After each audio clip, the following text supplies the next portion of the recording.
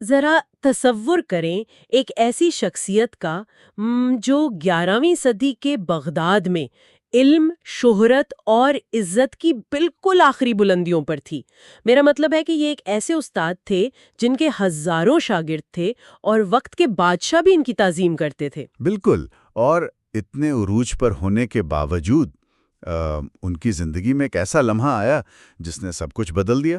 ہاں نا، وہی تو، یعنی زندگی کے بالکل عروج پر اچانک ایک دن گفتگو کے دوران ان کی آواز بند ہو جاتی ہے، اور یہ کوئی جسمانی بیماری یا گلا خراب ہونا نہیں تھا، بلکہ ایک شدید نفسیاتی اور وجودی بحران تھا، یعنی ایک ایگزسٹینشل کرائسس تھا۔ صحیح، انہیں اچانک یہ محسوس ہوا کہ ان کا یہ سارا علم، شہرت، یہ رتبہ، یہ سب محض ایک ریت کی دیوار ہے۔ مطلب ایک ایسی دیوار جو اندر کے کھوکھلے پن کو چھپا نہیں سکتی۔ تو آج کے اس تفصیلی جائزے میں ہم اسی موضوع کی گہرائی میں اترنے والے ہیں۔ ہم یہ سمجھنے کی کوشش کریں گے کہ آخر امام غزالی نے اس تنہائی اور کشمکش سے نکل کر دنیا کو کیا عظیم نسخہ دیا۔ اور ان کی اس مشہور زمانہ کتاب کیمیائے سعادت کے ذریعے ہم اس اندرونی کھوکھلے پن کا علاج تلاش کریں گے جو دیکھیں آج کے اس جدید دور میں اور بھی زیادہ شدت اختیار کر چکا ہے۔ بالکل، آج ہمارے پاس معلومات کا ایک بے کراں سمندر ہے، زندگی کی ہر آسائش ایک سکرین کے فاصلے پر ہے، لیکن اندر وہی 11ویں صدی والا بحران موجود ہے۔ یہی وجہ ہے کہ اس کتاب کا عنوان کیمیا گری پر رکھا گیا ہے۔ آپ کو پتہ ہے نا، قدیم دور میں کیمیاگر سستی دھاتوؤں کو پگھلا کر سونا بنانے کی کوشش کرتے تھے۔ جی ہاں، جنہیں الکیمسٹس کہا جاتا تھا۔ بالکل، تو غزالی نے کسی دھات کو نہیں بلکہ انسان کے اندرونی وجود کو کندن بنانے کا نسخہ پیش کیا۔ ان کا ماننا تھا کہ انسان اپنی روحانی کیمیا کے ذریعے اپنی جانوروں جیسی خصلتوں کو فرشتوں جیسی اعلیٰ صفات میں تبدیل کر سکتا ہے۔ تو پھر اس روحانی کیمیا گری کا آغاز آخر کہاں سے ہوتا ہے؟ کیونکہ کسی بھی عمارت کو کھڑا کرنے کے لیے پہلے زمین کو تیار کرنا پڑتا ہے نا؟ اس سفر کا سب سے بنیادی قدم اپنے نفس کی پہچان ہے، اور یہاں غزالی واضح کرتے ہیں کہ نفس سے مراد یہ گوشت کا لوتھڑا یا جسم نہیں ہے، کیونکہ دل تو جانوروں کے سینے میں بھی دھڑکتا ہے نا۔ اچھا، تو پھر کس چیز کی بات ہو رہی ہے یہاں؟ یہاں بات اس غیر مرئی شعور کی ہو رہی ہے، یعنی ان سین کانشسنس کی، ایک ایسی شعوری حالت جس میں جانوروں، شیطانوں اور فرشتوں، ان تینوں کی صفات ایک ساتھ موجود ہیں۔ ارے واہ، تینوں صفات ایک ہی وجود کے اندر! یہ تو کسی پرتشدد میدان جنگ کا منظر لگتا ہے۔ تو اس کشمکش کو سمجھنے کے لیے کیا کوئی ایسی مثال ہے جو اس فلسفے کو ہمارے لیے ذرا آسان کر سکے؟ بالکل ہے، یہاں غزالی نے انسانی جسم کو ایک سلطنت سے تشبیہ دی ہے۔ اس سلطنت میں جو ہماری روح ہے وہ اس ریاست کا بادشاہ ہے، اور انسانی عقل اس بادشاہ کا وزیر اعظم ہے۔ اچھا، روح بادشاہ اور عقل وزیر اعظم، ٹھیک ہے۔ اور دوسری طرف جو ہماری خواہشات اور جذبات ہیں وہ اس سلطنت کے ٹیکس وصول کرنے والے اہلکار ہیں، اور آخر میں ہمارا غصہ اس سلطنت کا پولیس آفیسر ہے۔ عقل کو وزیر اعظم اور غصے کو پولیس آفیسر کہنا تو سمجھ آتا ہے، لیکن میرا ایک سوال ہے۔ روحانیت کے بارے میں عام تصور تو یہ ہے کہ انسان کو اپنی تمام خواہشات اور غصے کو بالکل مار دینا چاہیے۔ یہ ایک بہت بڑی غلط فہمی ہے۔ تو کیا ہم انہیں مارے نہیں؟ اگر جذبات ٹیکس کلیکٹر ہیں اور غصہ پولیس ہے، تو کیا انہیں جڑ سے اکھاڑ پھینکنا ہی روحانی کامیابی نہیں ہے؟ غزالی اس بات کی بالکل تائید نہیں کرتے۔ دیکھیں، وہ ان جذبات کو مارنے کا نہیں کہتے، کیونکہ ہر چیز کا ایک مقصد ہوتا ہے نا۔ سوچئے، اگر ریاست میں پولیس آفیسر ہی نہ ہو تو باہر کے حملہ وروں سے دفاع کون کرے گا؟ یہ تو ہے۔ غصہ انسان کو ظلم کے خلاف کھڑا ہونے کی طاقت دیتا ہے۔ بالکل، اور اسی طرح اگر ٹیکس وصول کرنے والے نہ ہوں تو ریاست کا نظام کیسے چلے گا؟ خواہشات ہی تو ہیں جو انسان کو زندہ رہنے، کھانا کھانے اور معاشرے کو آگے بڑھانے پر مجبور کرتی ہیں۔ تو مطلب اصل مسئلہ انہیں ختم کرنے کا نہیں ہے؟ جی، مسئلہ انہیں ختم کرنے کا نہیں، بلکہ انہیں اپنی جگہ پر رکھنے کا ہے، یعنی ان جذبات اور غصے کو عقل یعنی وزیر اعظم کے ماتحت ہونا چاہیے۔ کیا بات ہے! اگر اسے ہم آج کی دنیا سے جوڑ کر دیکھیں تو یہ جو ڈوپامین کا نشہ ہے، جہاں ہر وقت سوشل میڈیا چیک کرنے کی طلب ہوتی ہے، بالکل ٹھیک کہہ رہی ہیں آپ۔ یہ سب وہی ٹیکس وصول کرنے والے ہیں۔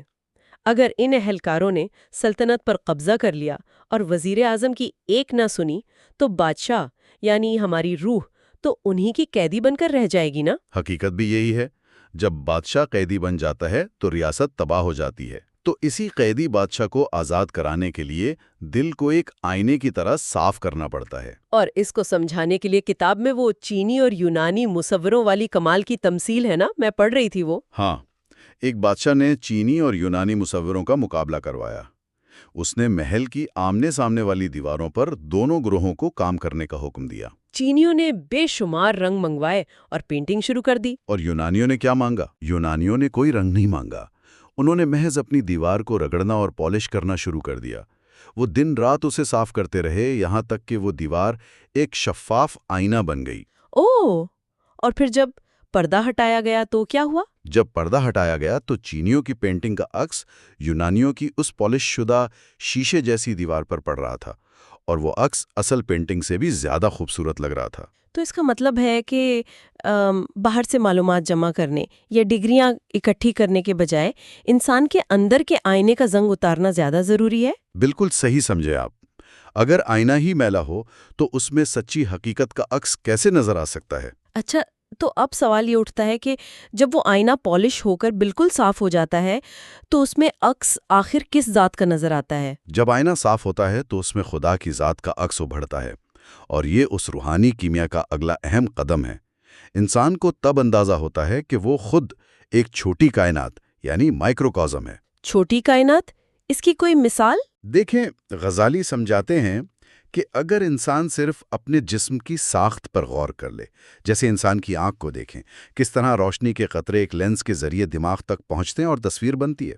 واقعی، اور ہڈیاں اور پٹھوں کا نظام بھی کتنا پیچیدہ ہے۔ جی، یہ پرفیکشن دیکھ کر انسان کو اپنی بے بسی اور اسے بنانے والے کی بے پناہ طاقت کا اندازہ ہوتا ہے۔ لیکن عام طور پر لوگ یہ کہتے ہیں کہ آج کی سائنس اور طب نے تو ہر چیز کی وجہ دریافت کر لی ہے۔ اگر کوئی بیمار ہوتا ہے تو سائنس بتاتی ہے کہ یہ فلاں وائرس ہے، تو پھر کسی اور طاقت کو بیچ میں لانے کی کیا ضرورت ہے؟ غزالی نے اس علمی تکبر کو صدیوں پہلے بھانپ لیا تھا۔ وہ سائنس کو غلط نہیں کہتے، بلکہ وہ انہیں محض ثانوی اسباب یعنی سیکنڈری کازز قرار دیتے ہیں۔ یہاں جو بات سب سے زیادہ دلچسپ ہے وہ اندھے آدمی اور ہاتھی کی تمثیل ہے۔ اچھا، وہ جس میں کچھ اندھے پہلی بار ہاتھی کو چھوتے ہیں۔ جی ہاں، جو ٹانگ پکڑتا ہے وہ کہتا ہے ہاتھی ستون کی طرح ہے، جو کان پکڑتا ہے وہ اسے پنکھا سمجھتا ہے، اور جو سونڈ پکڑتا ہے وہ اسے موٹا رسہ سمجھ لیتا ہے۔ اور ان میں سے جھوٹ تو کوئی بھی نہیں بول رہا ہوتا، ان کا تجربہ اپنی حد تک تو ٹھیک ہی ہوتا ہے نا؟ بالکل، لیکن مسئلہ یہ ہے کہ کسی کو بھی پوری حقیقت کا اندازہ نہیں ہوتا۔ یہی مثال ان لوگوں کی ہے جو صرف ثانوی اسباب پر رک جاتے ہیں۔ یعنی ایک ڈاکٹر یا سائنسدان صرف اس ثانوی وجہ کو دیکھتا ہے جس سے بیماری آئی، لیکن وہ اس ذات کو نہیں دیکھ پاتا جس نے وہ بیماری بھیجی۔ 100%۔ غزالی کے نزدیک کبھی کبھی یہ بیماری یا آزمائش کسی سزا سے زیادہ ایک محبت کی رسی ہوتی ہے۔ اچھا، ایک منٹ، بیماری اور محبت کی رسی، یہ دونوں الفاظ تو بالکل متضاد لگتے ہیں۔ بیماری تو تکلیف دیتی ہے نا، پھر اسے محبت کا نام کیوں؟ اس کی وجہ بہت گہری ہے۔ جو انسان دنیا کی آندھی دوڑ میں بھاگ رہا ہوتا ہے، اسے روکنے کے لیے کسی جھٹکے کی ضرورت ہوتی ہے۔ وہ بیماری دراصل ایک سپیڈ بریکر کا کام کرتی ہے۔ اوہ، تاکہ وہ ٹھہر کر اپنی بے بسی کو محسوس کرے۔ جی، یہ وہ رسی ہے جو اسے غفلت سے واپس اصلیت کی طرف کھینچتی ہے۔ ارے واہ، اس زاویے سے تو تکلیف کا مقصد ہی بدل جاتا ہے۔ اور یہاں سے مجھے سمجھ آ رہی ہے کہ جب ہم کہتے ہیں اللہ اکبر تو ہم جسمانی بڑائی کا سوچتے ہیں، لیکن اصل مطلب یہ ہے کہ وہ ہماری سمجھ، عقل اور تخیل کی حدود سے بالکل ماورا۔ بالکل، انسانی دماغ اسے مکمل طور پر کمپریہینڈ کر ہی نہیں سکتا، اور اسی محدود فہم کی وجہ سے انسان اکثر اس دنیا کی چمک میں پھنس جاتا ہے۔ تو پھر یہ سوال پیدا ہوتا ہے کہ اگر خدا کی ذات اتنی بڑی حقیقت ہے تو دنیا آخر اتنی پرکشش کیوں لگتی ہے کہ ہم اپنا مقصد ہی بھول جاتے ہیں؟ اس کا جواب دنیا کی حقیقت کو سمجھنے میں ہے۔ غزالی نے دنیا کو سمندر کے کھارے پانی سے تشبیہ دی ہے۔ آپ جتنا زیادہ اسے پیتے ہیں، پیاس اتنی ہی بڑھتی چلی جاتی ہے۔ یہ تو آج کے کنزیومرزم کی بہترین مثال ہے۔ دولت اور کامیابی کی بھوک بھی کھارے پانی جیسی ہے نا۔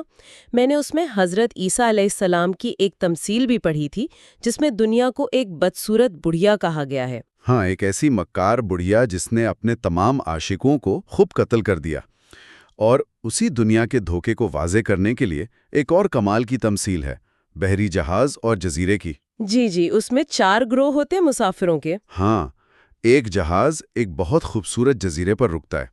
کپتان کہتا ہے کہ اپنی ضرورت کا سامان لے لو اور واپس آ جاؤ۔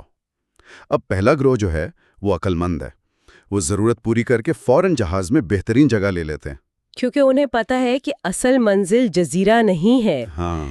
اور دوسرا گروہ جزیرے کی خوبصورتی، پرندوں کی آوازوں میں کھو جاتا ہے۔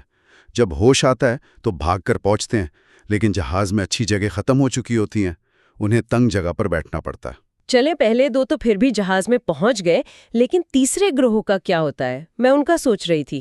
تیسرا گروہ تو لالچ میں آ جاتا ہے۔ انہیں جزیرے میں چمکدار پتھر ملتے ہیں اور وہ انہیں جیبوں میں بھرنا شروع کر دیتے ہیں۔ بوجھ اتنا بڑھ جاتا ہے کہ جہاز تک بمشکل ہانپتے ہوئے پہنچتے ہیں۔ اور پھر وہ پتھر؟ کچھ دن بعد وہ پتھر اپنی چمک کھو دیتے ہیں اور ان سے بدبو آنے لگتی ہے۔ وہ ان کے لیے ایک سخت بوجھ بن جاتے ہیں۔ اگر ہم ان چمکدار پتھروں کو آج کے دور سے جوڑیں تو یہ ہمارے کیریئر کی اندھی دوڑ، سوشل میڈیا کے فالوورز اور بینک بیلنس ہیں۔ بڑھاپے یا موت کے وقت یہ محض ایک بوجھ بن جاتے ہیں۔ بالکل، جیسے دسترخوان پر بے وقوف مہمان کھانے کے ساتھ سونے چاندی کے برتن بھی جیبوں میں بھرنے کی کوشش کرتا ہے اور ذلیل ہوتا ہے۔ اور وہ چوتھا گروہ، وہ تو بالکل ہی تباہ ہو جاتا ہوگا نا؟ ہاں، وہ تو جزیرے کے حسن میں اتنے غرق ہوتے ہیں کہ انہیں کپتان کی پکار یعنی موت کی آہٹ سنائی ہی نہیں دیتی۔ جہاز چلا جاتا ہے اور وہ وہیں ہلاک ہو جاتے ہیں۔ جب وہ جہاز جزیرے سے روانہ ہو جاتا ہے، یعنی جب انسان دنیا سے چلا جاتا ہے، تو پھر کیا بچتا ہے؟ میرا مطلب ہے، موت کیا ہے پھر؟ کیا سب کچھ ختم؟ نہیں، موت فنا ہونے کا نام نہیں ہے۔ غزالی کہتے ہیں یہ ایسا ہی ہے جیسے سوار اپنے تھکے ہوئے بوڑھے گھوڑے سے اتر جائے۔ گھوڑا مر سکتا ہے لیکن سوار تو زندہ ہے نا۔ تو پھر روح آگے جاتی ہے؟ جی، اور سب سے اہم بات یہ ہے کہ روح اپنی تمام صفات، علم، محبت، حسد، لالچ، سب اپنے ساتھ لے کر جاتی ہے۔ اچھا، تو یہ جو ہم سنتے ہیں کہ قبر میں 99 سانپ ڈسیں گے، تو کیا وہ باہر سے نہیں آتے؟ یہی تو وہ نفسیاتی تصور ہے۔ وہ سانپ کسی جنگل سے نہیں آتے، وہ انسان کا اپنا حسد، تکبر اور دنیاوی محبت ہے جو موت کے بعد اسے اندر سے ڈسنا شروع کر دیتے ہیں۔ یعنی جیسے کسی نشئی کا نشہ ٹوٹتا ہے تو اسے وڈرال سمٹمز ہوتے ہیں۔ دنیا چھن گئی مگر لالچ اندر موجود ہے، تو وہی لالچ سانپ بن کر کاٹ رہا ہے۔ کیا کمال نفسیاتی نکتہ ہے! بالکل، اور اس کے علاوہ 3 روحانی جہنم کی تمثیلیں بھی دی گئی ہیں۔ ایک محرومی کا دکھ ہے۔ سوچیں، کچھ دوست اندھیرے جنگل سے گزر رہے ہیں، زمین پر کچھ چبھنے والے پتھر پڑے ہیں، تو کچھ انہیں اٹھا لیتے ہیں۔ اور ایک دوست ان کا مذاق اڑاتا ہے اور خالی ہاتھ رہتا ہے۔ جب وہ روشنی میں آتے ہیں تو پتہ چلتا ہے کہ وہ ہیرے تھے۔ اب اس شخص کی محرومی اور پچھتاوے کا دکھ سوچیں۔ وہ پچھتاوا ہی جہنم ہے۔ اور وہ شرمندگی والی مثال، وہ نشے میں دھت شہزادے والی؟ ہاں، وہ بہت ہلا دینے والی ہے۔ شہزادہ نشے میں اپنی دلہن کی بجائے مردہ خانے میں ایک سڑتی ہوئی لاش کے ساتھ سو جاتا ہے۔ صبح جب نشہ اترتا ہے تو اپنے باپ یعنی بادشاہ سلامت کو سامنے کھڑا پاتا ہے۔ اس شرمندگی کا تو تصور بھی محال ہے۔ جب موت کے وقت دنیا کا نشہ اترے گا اور ہم خود کو لاشوں کے ساتھ پائیں گے۔ اور اس سب کے باوجود اگر کوئی آخرت کا انکار کرے تو غزالی نے پاسکل سے صدیوں پہلے حضرت علی کا قول پیش کیا تھا کہ اگر آخرت نہیں ہے تو مٹی ہونے میں کوئی نقصان نہیں ہے، لیکن اگر ہے تو انکار کرنے والا ہمیشہ کے لیے تباہ ہو جائے گا۔ یعنی احتمالات کا کمال استدلال ہے۔ اچھا، ان سب باتوں کو سمجھنے کے بعد ایک عام انسان جس کی فیملی ہے، نوکری ہے، وہ روزمرہ کی زندگی میں ان نظریات کو کیسے لاگو کرے؟ یہی تو عملی روحانیت ہے۔ غزالی نے اس پر بھی بات کی ہے، جیسے موسیقی اور رقص۔ وہ کہتے ہیں دل چکماک کے پتھر کی طرح ہے اور موسیقی اس میں چھپی آگ کو بھڑکاتی ہے۔ مجھے یہ سن کر حیرت ہوئی تھی، کیونکہ موسیقی کو عموماً روحانیت میں اتنا اچھا نہیں سمجھا جاتا، مگر وہ حضرت ابو بکر والی روایت ہے نا، جس میں نبی کریم نے بانسری بجانے سے منع نہیں کیا اور فرمایا کہ آج عید کا دن ہے۔ بالکل، اور دوسری اہم چیز خود احتسابی ہے۔ غزالی انسان کی زندگی کے 24 گھنٹوں کو 24 صندوق قرار دیتے ہیں۔ قیامت کے دن کچھ نور سے بھرے ہوں گے، کچھ تاریک ہوں گے۔ اور سب سے زیادہ پچھتاوا ان خالی صندوقوں پر ہوگا نا، جو نہ نیکی میں گزرے نہ بدی میں، بس ضائع ہو گئے۔